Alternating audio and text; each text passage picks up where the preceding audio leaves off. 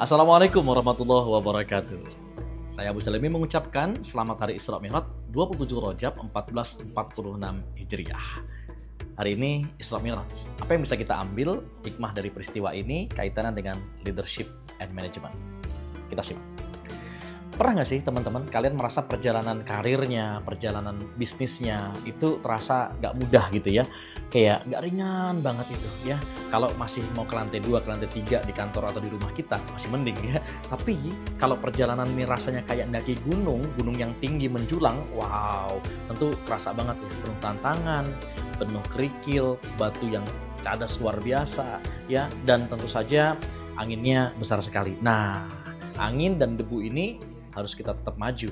Dalam istilah saya, maju meski berdebu. Ya, bahkan dalam perjalanannya kadang kita bimbang, ya bisa nggak ya sampai ke puncak gitu ya. Nah, kalau ingat peristiwa Isra Mi'raj, kita belajar banyak soal kepemimpinan dan keteguhan hati. Bayangkan teman-teman, Nabi Muhammad SAW ya itu harus menjalani perjalanan jauh yang penuh dengan ujian, tantangan dari Mekah ke Yerusalem loh. Belum lagi ke langit hanya dalam semalam.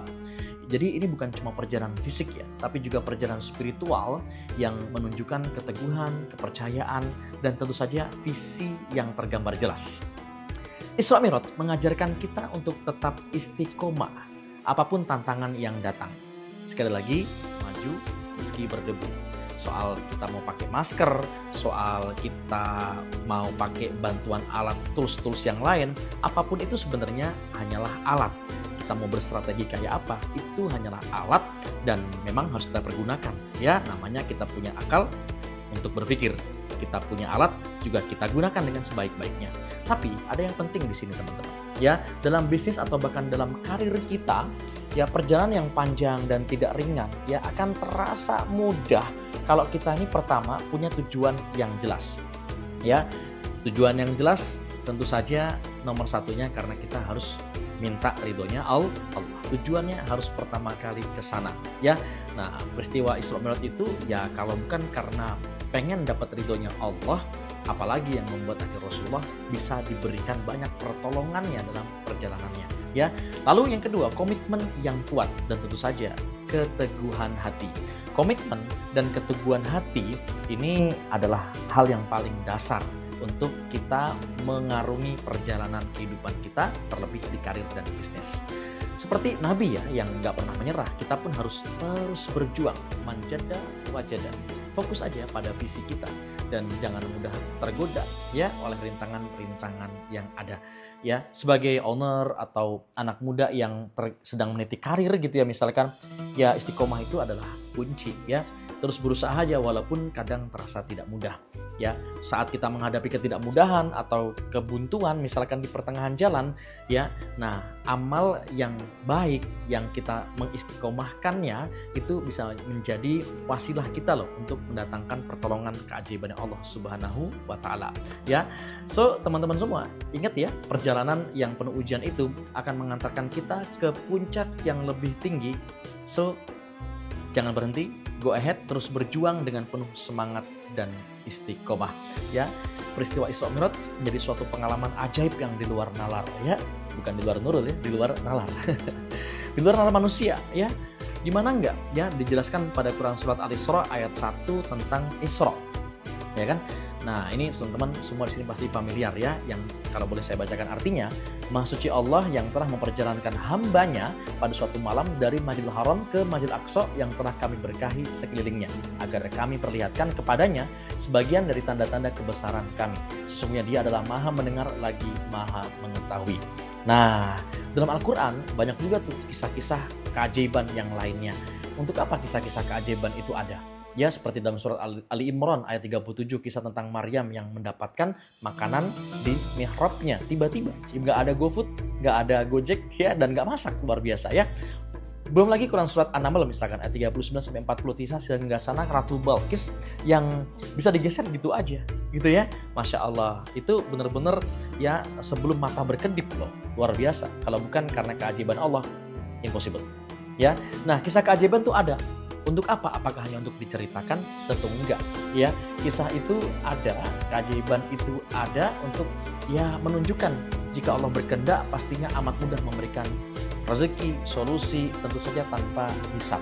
Ya, kalau itu kita praktekin, kita yakini, bukan hanya diceritakan ya, diyakini dan dipraktekkan, ya itu seperti halnya buku resep makanan.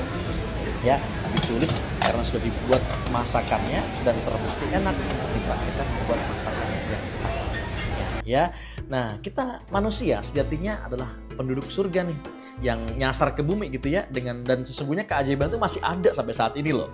Cuman ya kita aja yang ya belum dapat ya mengakses keajaiban tersebut karena terhalangi oleh perisai diri yang amat tebal.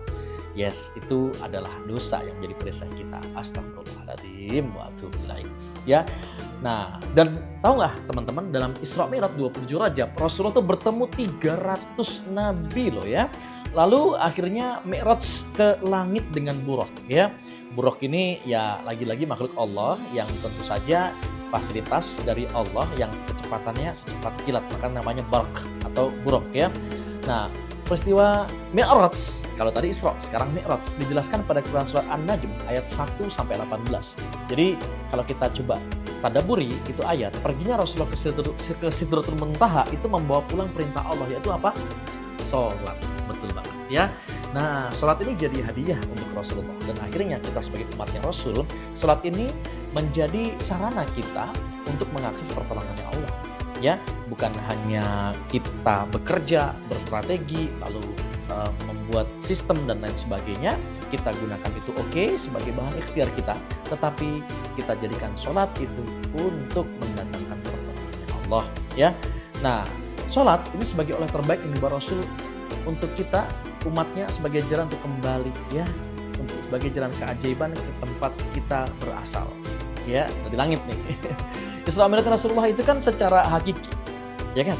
Dan Isra Mi'raj kita itu secara maknawi. Artinya apa? Sholat itu adalah Mi'raj maknawi.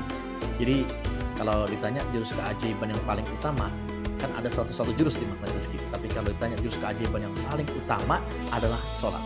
Ya, nah sholat untuk terhindar dari dosa dan neraka. Lalu akhirnya bisa masuk surga. Ya. Bahkan kita bisa menikmati surga sebelum surga yang sesungguhnya. Jadi meskipun kita sedang berbisnis, meskipun kita sedang bekerja, berusaha, tapi kita bisa loh ya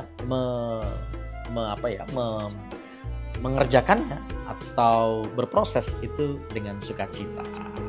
So, kualitas sholat yang baik adalah yang bisa melepaskan atau memi'rajkan semua urusan kita ke Allah.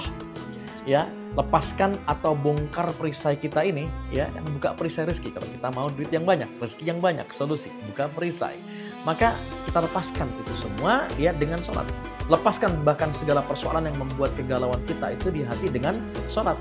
Kemudian juga bawa hajat kita di dalam sholat ya. Nah, saat takbir, angkat tangan dalam sholat, Allahu Akbar. Nah, ini simbol pelepasan segala persoalan atau keinginan. Ya, kita kan kadang-kala sering mengatakan, ya Allah, aku punya persoalan yang sangat besar. Coba sekarang dibalik.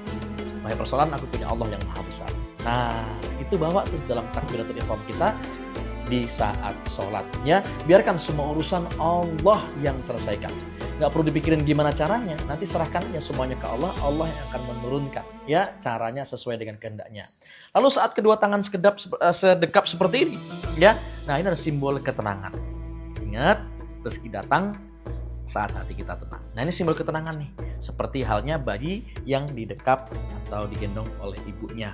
Ya, saat dimana kita sudah dalam kondisi itu, kita udah nggak boleh lagi tuh ya mikirin persoalan atau keinginan-keinginan yang bagaimana-gimana. Itu udah dilepaskan saat takbir tadi.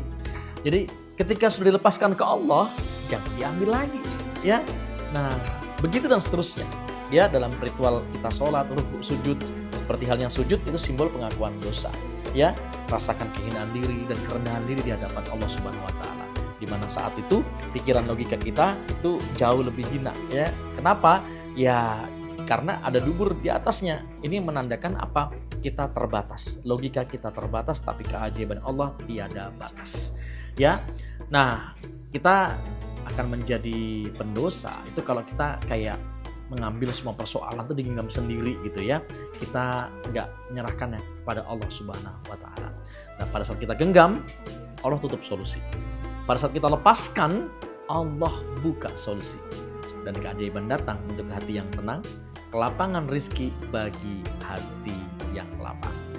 Demikian, salam satu sama terhubung, expand your capacity. Assalamualaikum warahmatullahi wabarakatuh.